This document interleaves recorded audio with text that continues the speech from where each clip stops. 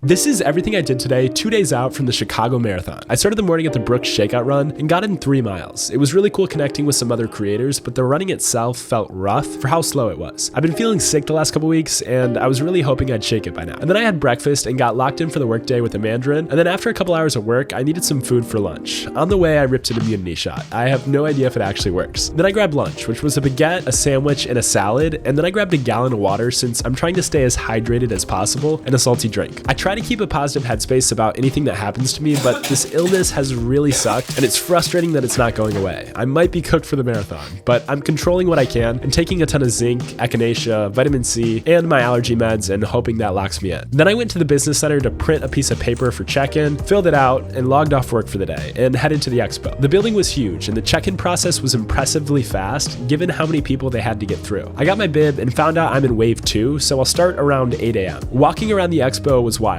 This is by far the biggest event I've ever been to. Before this, it's been an Ironman, which is typically around 2,000 athletes. So this is basically 25 times bigger than that, with over 50,000 athletes this year. I also checked in at the Team World Vision tent for the fundraiser I'm raising money for, and met a lady from Taiwan who wished me luck with the Mandarins, which led me to take a second to breathe and reflect on how insane these last couple months of my life have been. I think the thing about being a type A overachiever is that it's this constant low-level anxiety that never leaves you. You're always worried about performance and results and whether you did enough. And it's hard for me to detach from that because early on, it made me obsess and grind. It made me achieve things I thought were impossible. But I've been running at this insane pace and I haven't given myself a single second of rest since my Ironman because it's like I need to grab it and take advantage of it right now while it's working. Like, no wonder I'm sick. I still spend hours editing a video treating every minuscule detail like it's life or death. And I've created this mindset that every second of my day that's not maximized or optimized is a failure. So here's my radical thought.